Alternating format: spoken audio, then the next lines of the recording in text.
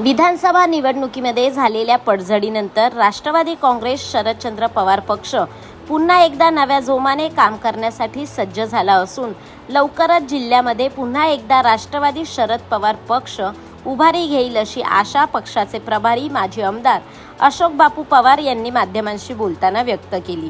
आज राष्ट्रवादी काँग्रेस शरदचंद्र पवार पक्षाच्या जिल्हा कार्यकारिणीची आढावा बैठक नगर शहरातील राष्ट्रवादी भवन येथे संपन्न झाली।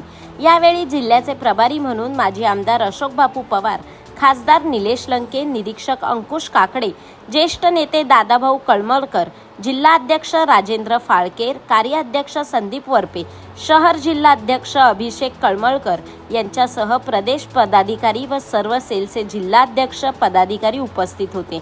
बैठकीमध्ये विधानसभा निवडणुकीच्या कामकाजावर चिंतन मंथन करण्यात आले। यावेळी बैठकीत कार्यकारिणी बदलाचे संकेत देखील दिल्याचे समजते। त्यामुळे आगामी काही दिवसांमध्ये शरद पवारांच्या राष्ट्रवादीतील कार्यकारिणीमध्ये मोठे फेरफार पाहायला मिळतील अशी शक्यता वर्तवली जात आहे। आज अहिल्यानगर येथे राष्ट्रवादी काँग्रेस शरदचंद्र पवार पक्षाची बैठक झाली। वेगवेगळ्या आमच्या संघटनेचे जिल्हाध्यक्ष, त्याचबरोबर निरीक्षक अंकुशराव काकडे साहेब, खासदार लंके साहेब सगळेच ह्या आजच्या मीटिंगला हजर होते आणि संघटनेच्या संदर्भात चर्चा झाली। आणि त्याचबरोबर संघटनेवर दुष्काळजन्य परिस्थिती असेल तिथं लंके साहेबांच्या मार्फत त्या लोकांना ज्या काही अडचणी असतील त्या अडचणी संघटनेच्या मार्फत सोडवायच्या अशा पद्धतीची चर्चा झाली। आता ज्यावेळेला अशी परिस्थिती निर्माण होती त्यावेळेला पिण्याच्या पाण्यापासून अनेक प्रश्न निर्माण होतात।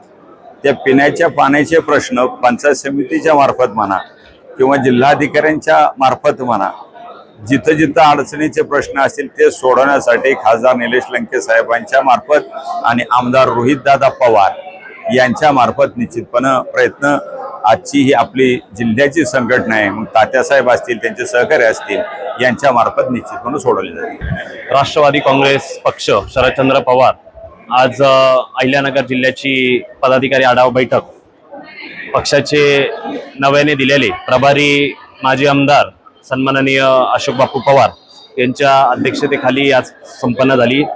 यासाठी प्रमुख उपस्थित असलेले पक्षाचे निरीक्षक आदरणीय आमचे मार्गदर्शक अंकुश अण्णा काकडे, खासदार डॉक्टर निलेशजी लंके, उपस्थित असलेले आमचे मार्गदर्शक आदरणीय दादाभाऊ कळमकर, त्याचप्रकारे सर्व प्रदेशाचे सर्व पदाधिकारी असतील, जिल्ह्याभरातून आलेले विविध तालुका अध्यक्ष, शहराचे पदाधिकारी आणि सर्वच फ्रंटलचे सदस्य या ठिकाणी उपस्थित होते।